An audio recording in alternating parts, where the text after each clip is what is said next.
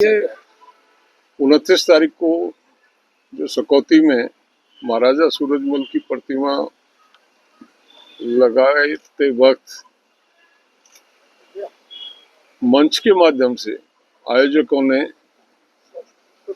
समाज में एक संदेश दिया कि जाट शब्द को हटा दिया गया।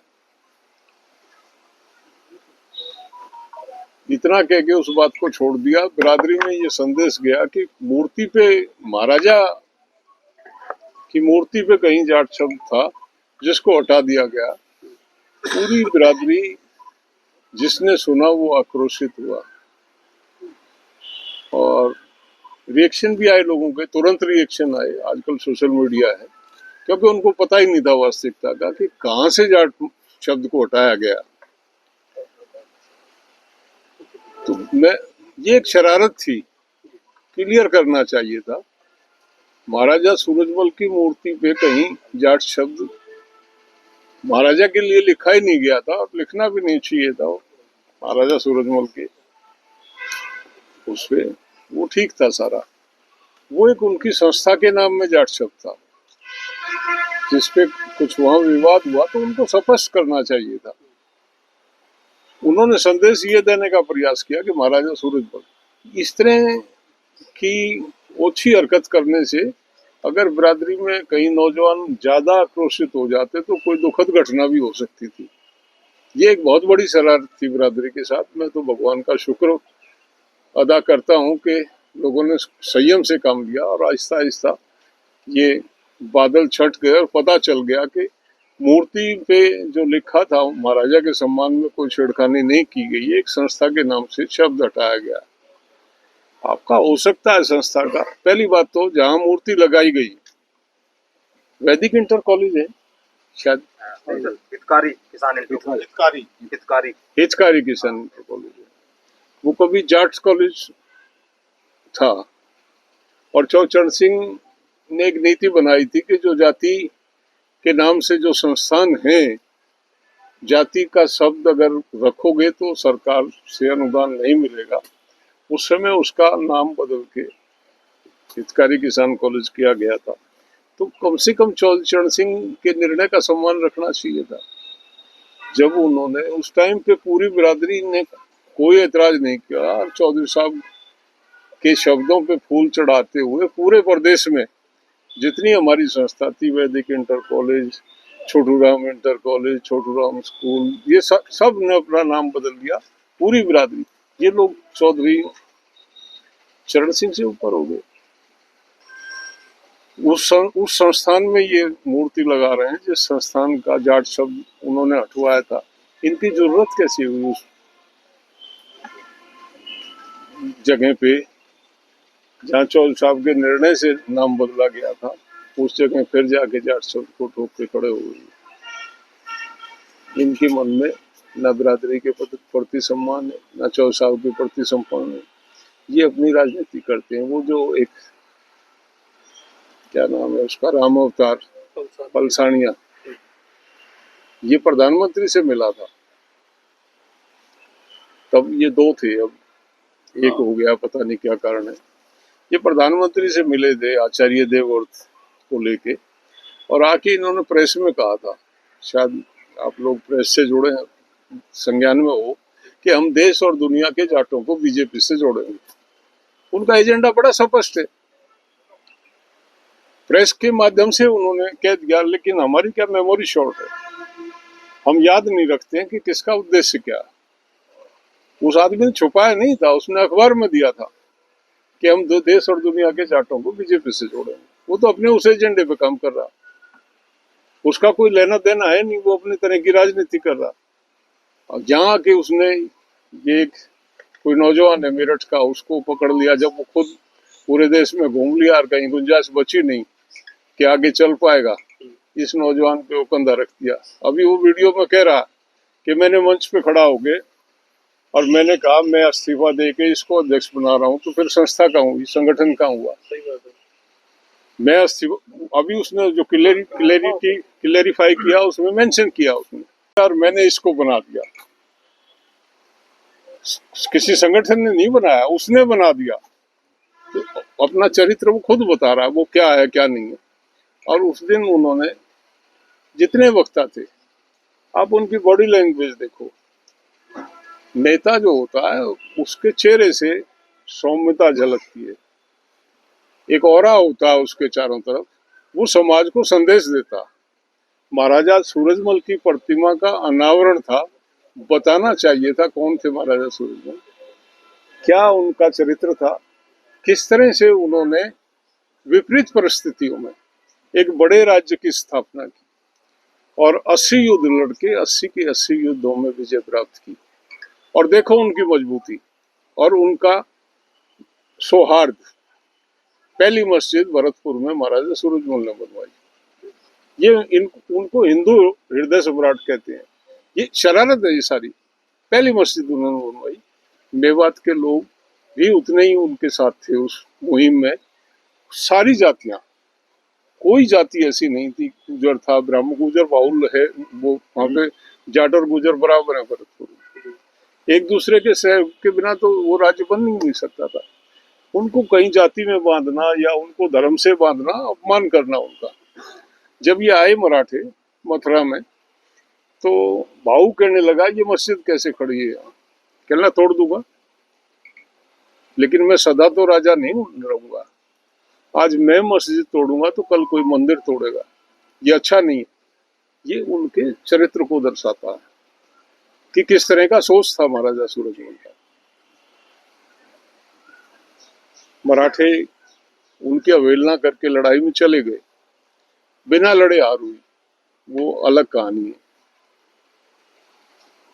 ये पूरा क्षेत्र हमारा पश्चिमी उत्तर प्रदेश, और यहाँ गांव से रोटियां भर भर के उन सैनिकों के लिए गाड़ी, बैलगाड़ी होती थी, बैलगाड़ी भर भर के रोटियां लेके लोगों ने उनको केयर की, उनको संभाला और महाराजा सूरजमल के वहां तक पहुंचाया। 6 महीने उनको उन्होंने पनाह दी। किसके शत्रु थे वो मराठे? अहमद शाह अब्दाली के। अहमद शाह अब्दाली देश में बैठा, अहमद शाह अब्दाली से बड़े बड़े राजे डर के मारे छुपे हुए हैं। कितने बड़े जिगरे का काम था। अहमद शाह अब्दाली के शत्रुओं को अपने महल में पनाह दे रहा। अहमद शाह अब्दाली की परवाह ना करते हुए कि वो नाराज होगा या खुश होगा, 6 महीने अपने यहाँ उनको रखा मराठों को। और जब विदा किया ससम्मान, तो उनको खर्चा दिया रास्ते का और अपनी फौज की सिक्योरिटी में उनको एक एक को उनके गांव और घर तक पहुंचाया। बताते किसी ने बात की यहाँ पे, यहाँ राजनीति की जा रही थी। और मतलब बड़ा, अगर उनके बॉडी एक्शन देखें, कोई शोभनीय नहीं था किसी का भी। नेता सोबर होता। हमने चरण सिंह को सुना, देखा, आदमी बैठ गया तो 3 घंटे सुनता ही रहता था। चौड़ साहब को एक औरा था उनका, एक शालीनता थी, एक भाषा का संयम था उनका। यहाँ आपके पास, सबके पास वीडियो देख लिया, क्या संदेश दे रहे हैं किस समाज को? आप समाज को सुधारने की बात कर रहे हैं, ललकार रहे हैं, मतलब नौजवान को यही दिशा दे रहे हैं। किस तरह का वातावरण बनाना चाह रहे हैं? जाट समाज को, समाज के बच्चों को संस्कार देने के लिए एक संस्था 1907 में मुजफ्फरनगर में बनी थी। वो बात बार बार बात कर रहा है, वो सफाई दे रहा था, मैंने सुना उसका कि मैं समाज को जगाने आया हूं। अरे जिस समाज को 1907 में संगठन बना के जगा दिया गया, तेरी क्या औकात है, तू इस समाज को जगाएगा? जिस समाज की संस्था के अध्यक्ष चौधरी छोटूराम थे 1915 में, उसको तू क्या जगाएगा? जिस समाज को चौधरी चरण सिंह ने जगा दिया, उसको क्या जगाएगा? जिस समाज को महेंद्र सिंह टिकैत ने जगा दिया, उसको क्या जगाएगा? हमारे समाज में तो, मैंने कहा भी था उसको एक दिन कि हम तो जाग रहे हैं भाई। तेरा क्षेत्र है जहाँ 5 साल के बच्चा मर जाए, 2 साल का मर जाए, उसका मृत्यु बोझ होता है। नाता पर था इनके क्षेत्र में। अभी मैं ज्यादा बोलूंगा तो वो राजस्थान के भाइयों को दुख होगा। नाता बड़ी कुरीतियां हैं। आदमी मर जाए तो 1.5 किलो तो अफीम बटती है वहाँ, मनोहर बोलते हैं, ऐसे अफीम लेके बांटी जाती है। वहां इसने आज तक एक मीटिंग नहीं की है, एक भी मीटिंग नहीं की है। इसको चरागा मान लिया पश्चिमी उत्तर प्रदेश को, क्योंकि यहाँ एक तो बिरादरी के प्रति लोगों का रुझान ज्यादा है, कुछ आर्थिक संपन्नता है, ये अच्छी घास है, यहाँ हरी घास चढ़ने के लिए उसने ये एरिया चुन लिया और इस मनु को पकड़ लिया। वो बेचारा एक आदमी कहीं संगठन में किसी ब्लॉक का अध्यक्ष नहीं रहा, उसको राष्ट्रीय अध्यक्ष बना दिया। क्यों, मजाक है, कोई संस्था तो है ही नहीं। वो उसका शिकार हो गया। यहाँ मीटिंग होगी, इस मीटिंग में और समाज को, मैंने शुरू में कहा समाज बच गया, समाज बहुत बड़ा हादसा हो सकता था उसके जाट का नाम हटा दिया, इस बात पे कहीं भी अगर बच्चे भड़क जाते मिसयूज हो सकता था। तो मैं तो अपनी बिरादरी से कहूँगा संयमित रहे, महाराजा सूरजमल के चरित्र को समझ के समरसता बनाए। चौचरण सिंह के बारे में बयान दिया उसने, क्या हैसियत है उसकी। वो लड़का, मैंने उसका सुना, वो कह रहा है, मनु कह रहा है कि महाराजा सूरजमल की प्रतिमा इसलिए लगाई गई है कि यूपी के लोग उनको जानते नहीं। ये उसने मन से कहा कि यूपी के लोग महाराजा सूरजमल को नहीं जानते, मनु और वो पलसानियां हमको महाराजा सूरजमल से परिचित कराएंगे, डूब के मरने के लिए। हमारी जाट बिरादरी अगर सूरजमल को नहीं जानती है तो वो कह रहा है ये क्रम आगे बढ़ेगा। चौचरण सिंह को हम तो जानते हैं लेकिन मध्य प्रदेश के लोग नहीं जानते। ये उसने मंच से कहा। उद्देश्य क्या उनका? उद्देश्य तो वो टांडा के लोग कह रहे थे, वहां उस जहां लगी है वो सकोती वाले, मेरे वो बता रहे थे कि इन्होंने किस तरह से इस मूर्ति लगाने से पहले समाज में किस तरह से कलेक्शन किए। अब वो कह रहा पूरे देश में करेंगे इस काम को, क्योंकि चौचरण सिंह को मध्य प्रदेश वाले नहीं जानते हैं। अब चौचरण सिंह की प्रतिमा मध्य प्रदेश लगाएंगे, कलेक्शन वहां चलता रहेगा, तो पूरे देश में हाथ निकालेंगे। वो तो निकाल गया पहले, अब उसका तो दुकान बंद हो ली है। अब मनु के माध्यम से मूर्तियां, एजेंडा क्या है उसका कि जागरूक कर रहा हूं समाज को। अरे बेवकूफ, 1926 में चौधरी छोटू राम ने जाके पुष्कर में जो सम्मेलन किया था, तुम जिस क्षेत्र से आते हो उस क्षेत्र को जगा के छोटू राम 1926 में आ गए, वो हमें जगाने आया आज उल्टा। देखो उल्टी गंगा बह रही है। चौचरण सिंह पे टिप्पणी कर रहा वो। चौचरण सिंह जातिवादी, चौचरण सिंह जाट थे, इस बात को मानते थे, जाटवाद नहीं था उनमें। दो चीजें अलग अलग होती हैं।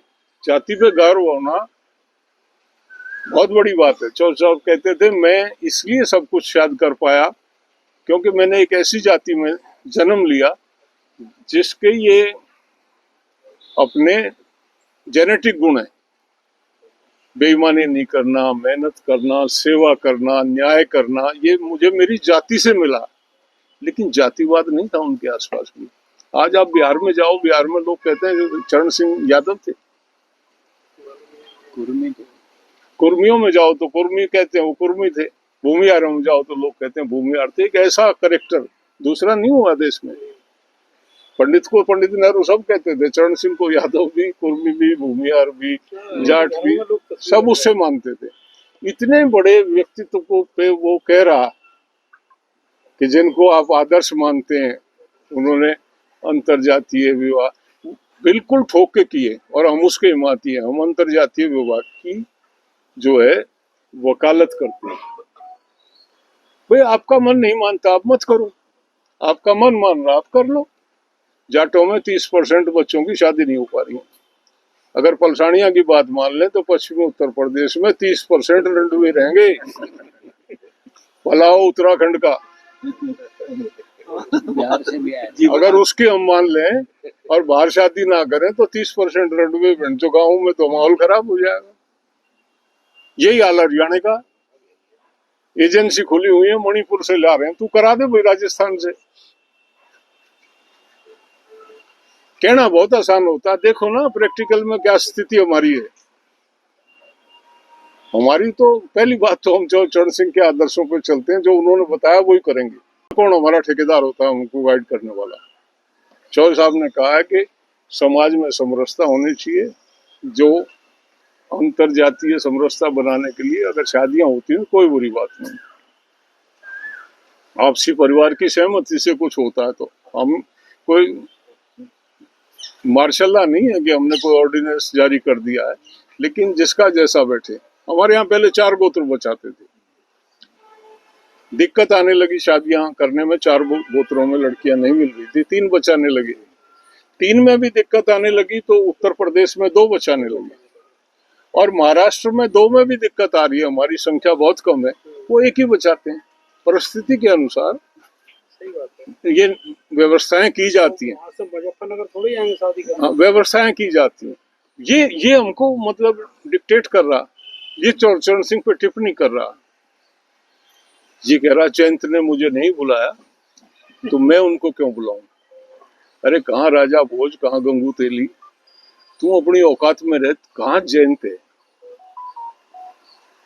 देश में कहीं भी चले जाए जयंत जयंत है।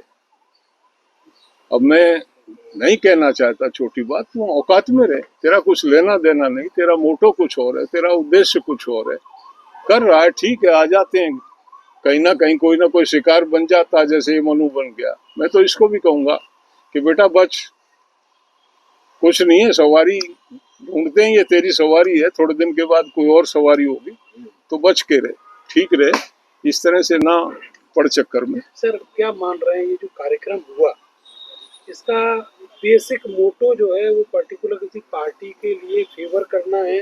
क्योंकि इस कार्यक्रम से पहले जितनी मुझे जानकारी है, बीजेपी के संगठन ने बड़ी बड़ी मीटिंगें की है।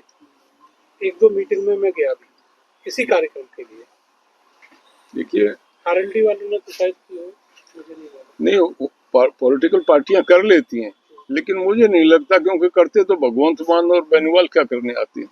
बीजेपी के तो आपको पता ही है मंच से क्या हुआ है, बुलाए हुए आए हैं, वो कोई बिना बुलाए थोड़ी आए।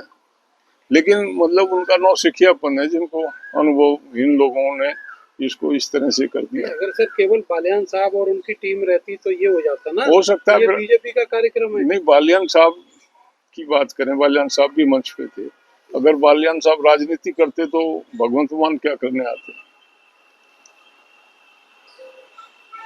बालियान साहब ने कहा कि मैंने बुलाया इनको, किनको? मेरे बुलाने पे इसका मतलब राजनीति नहीं कर रहे थे ना, जाटवाद में बुला लिया। राजनीति कर रहे होते तो भगवंत मान को क्यों बुलाते।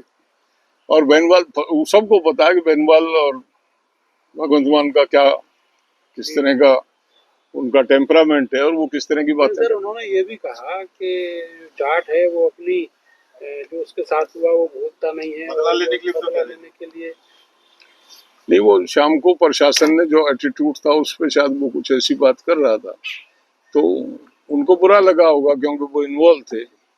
और लेकिन उनको शायद ये, मैं तो ये कहता हूँ, अब उत्तर प्रदेश में ना, उसमें राजस्थान और मध्य प्रदेश में लाखों लोगों के अपने नाम के पीछे जाट लगाते हैं। रामलाल जाट, श्यामलाल जाट, हरि सिंह जाट, फलाना जाट। अब हरि सिंह के साथ दिक्कत हो और वो शोर मचाए कि जाट के साथ दिक्कत होगी, जाट के साथ दिक्कत होगी, ये तो वही हो गया ना।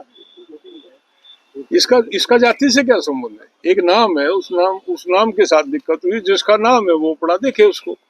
पूरी बिरादरी को ललकारना और पूरी बिरादरी को उसकी तरफ बढ़ाने का प्रयास करने का मतलब क्या है। इंटेंशन उसकी ये है कि अपने स्वार्थ में बिरादरी को आग में झोंक दो, ये गलत है। अब वो कल उसने जेब मिटाई। एक तरफ तो वो कह रहा है कि मैं क्षमा मांगता हूँ बार बार, दूसरी तरफ कहता है मैं डरता नहीं। एक बात कहना यार, खत्म कर दे बात को। क्षमा मांगता है इतना दे के, मैं डरता नहीं हूँ, मैं गोली खाने के लिए।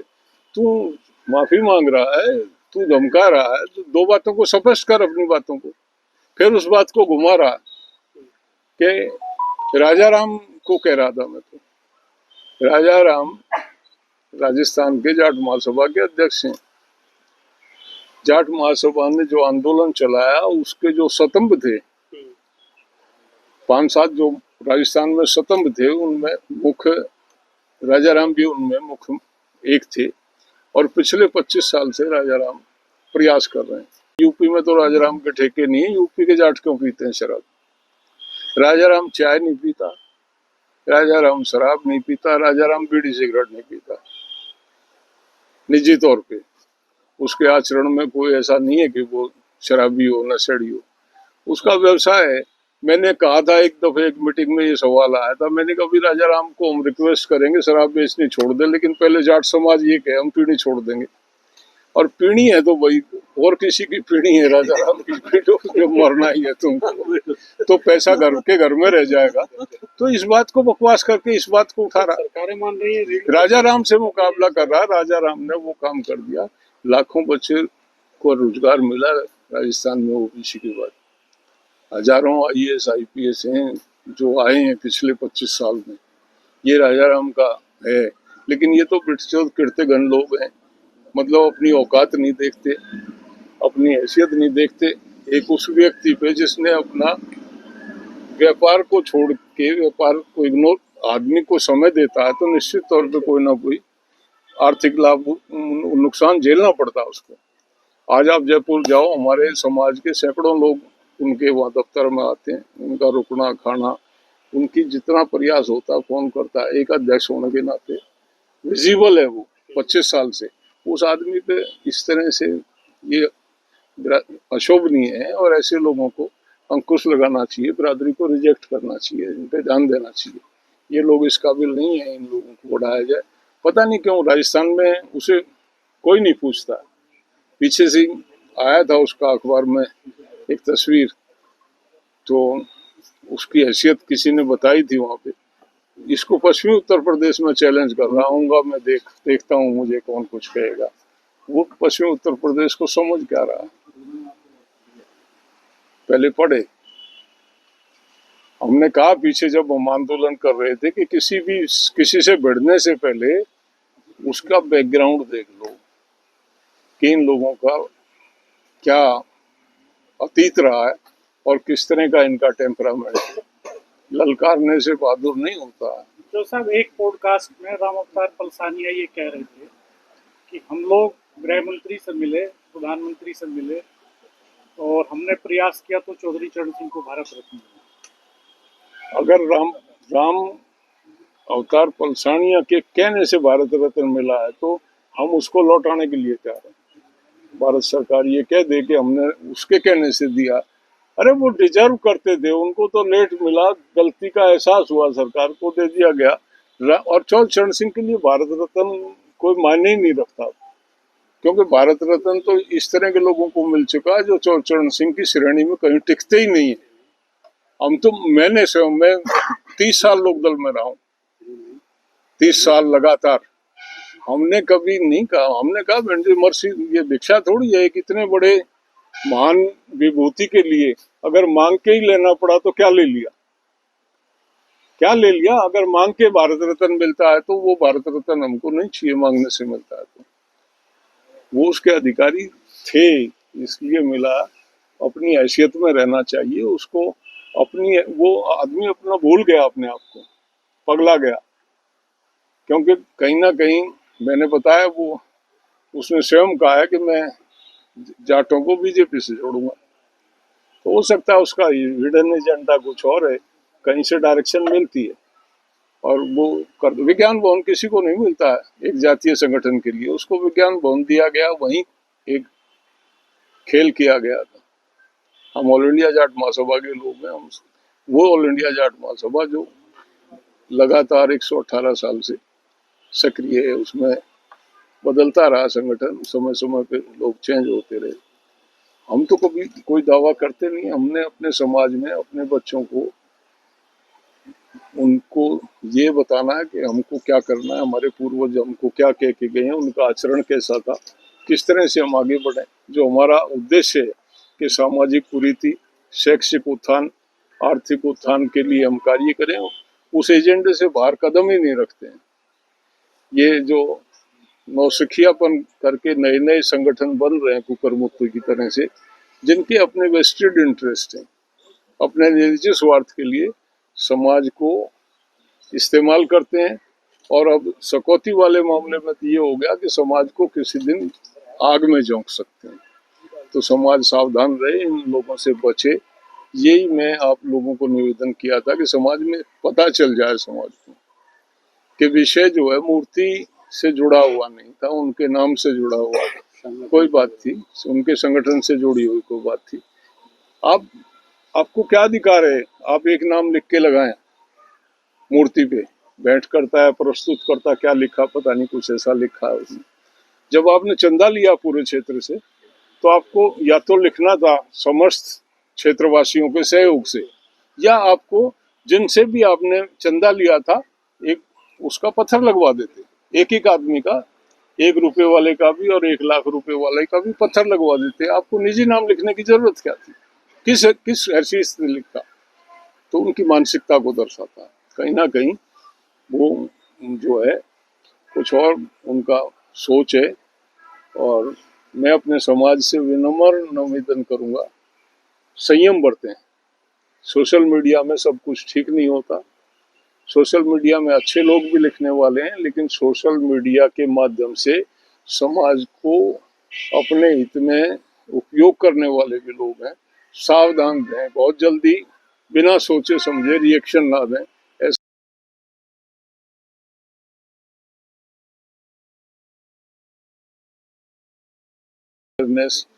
कोई भी चीज जो कुरीति घुस जाती है उसमें निकालने में टाइम लगता है, वो प्रयास हम कर रहे हैं निरंतर, और हम उसमें कामयाब भी हुए हैं। यहाँ नहीं, अन्य प्रदेशों में भी कामयाब हुए हैं, उसमें कर रहे हैं। दूसरा, हमारा आरक्षण की बहुत लोग बात करते हैं, हम उस तरह की नहीं करते हैं। उस समय एक मौका था चौधरी अजीत सिंह के माध्यम से, चौधरी अजीत सिंह के साथ साथ चौधरी अजीत सिंह ने भूपेंद्र हुड्डा को जोड़ा, अमरिंदर सिंह हमारे अध्यक्ष थे। इन सब लोगों के प्रयास से हम केंद्र में अपने आप को नोटिफाई कराने में कामयाब हो गए थे। वो जो भी घटनाक्रम रहा, मैं लंबे में नहीं जाना चाहता, वो कोर्ट के माध्यम से हमारा रिजेक्ट कराया गया। पॉलिटिकल डिसीजन होते हैं। आज जो सत्तारूढ़ बैठे हैं लोग, वो हमको विक्टिम बना के सत्ता में रहना चाहते हैं। वो हमारी वजह से सत्ता में आए, उन्होंने हमको यूज किया मुजफ्फरनगर में 2013 में, तो वो सत्ता में आए। और सत्ता में आते ही उन्होंने हरियाणा में हमारा इलाज किया।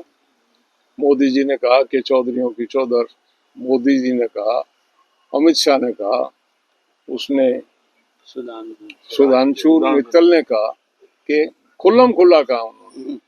हमारी वजह से सत्ता में आके और हमको उखाड़ने हरियाणा में जाके लोगों को कहा कि इनका इलाज करना है। तो ये इनकी मानसिकता है, हम उस बात को समझते हैं। राजनीतिक जब तक वातावरण पक्ष में नहीं होता है तब तक ये मुद्दे सुलझते नहीं है। और आज ये लोग हमको आइसोलेट करके राजनीति कर रहे हैं पिछले 15 साल से, और उसी को आगे लेके चलना चाहते हैं। हम अच्छी तरह समझ रहे हैं, ये चाहते हैं हम आंदोलन करें ताकि ये दूसरों को इकट्ठा करें हमारे खिलाफ। वो अवसर हम नहीं देंगे। वो अवसर जो दे भी रहा है तो कहीं ना कहीं उनसे मोटिवेट होकर कर रहा है, हमसे आंदोलन करा के और दूसरों को हमारा डर दिखा के इकट्ठा करना चाहते हैं। हम उस समरसता को खराब नहीं करना चाहते। जब भी कभी राजनीतिक वातावरण ठीक होगा और जब पॉजिटिव सोच के लोग बैठे होंगे दिल्ली और लखनऊ की गद्दी पे, तो हम उस इश्यू को सॉर्ट आउट कराएंगे। ये हमारे एजेंडे में है, हमने छोड़ा नहीं है। लेकिन आज वातावरण है नहीं हमारे पक्ष में, इसलिए हम अपने लोगों को तो अवेकनिंग के लिए बात करते हैं, लेकिन मूवमेंट की तरफ उसको नहीं ले जा रहे। ये तो चाह रहे हैं हम मूवमेंट करें, हम नहीं ले जा रहे। और ये जो घूम रहे हैं ये कहीं ना कहीं उनसे मोटिवेटेड हैं और बिना सोचे समझे हमको, उनको लाभ पहुंचाने के लिए हमको इसमें झोंकना चाह रहे हैं। तो कई लोग कहते हैं तुम नहीं बोलते, हमको पता है ना, हमने लिया है 9 स्टेटों में, हमने केंद्र में भी ले लिया था। तो हमसे ज्यादा तो ये जानते नहीं, ये पैदा भी नहीं हुए थे जब हम आंदोलन कर रहे थे। ये पैदा भी नहीं हुए थे तब हम आंदोलन कर रहे थे। तो ये हमको क्या समझाएंगे? हमको पता है जो भी जिसकी क्या इंटेंशन है, किस तरह से कर रहा। हम अपने समाज को आग में झोंक के और राजनीति रोटियां नहीं सेकते, ना हमने सेकी। तो अपने समाज के भाइयों से भी है कि संयमित रहे। हमारा हम कार्य जो कर रहे हैं वो समाज में जो हमारे नौजवान में कुछ थोड़ा विचलित हुआ है। हम सेकुलरिज्म में विश्वास करते थे, हम फंडामेंटलिस्ट नहीं थे। आज फंडामेंटलिज्म की तरफ इन्होंने हमारे नौजवान को घुसाया। उससे हम चिंतित हैं। ये हमारी बिरादरी का मूल चरित्र नहीं है। अगर हमारा हजारों साल का इतिहास उठा के देखो तो हमने हमेशा सेकुलरिज्म को इस देश में मजबूत करने में योगदान दिया है और वही भूमिका हम निभाना चाहते हैं। ये उद्देश्य हमारी ऑलरेडी आजाद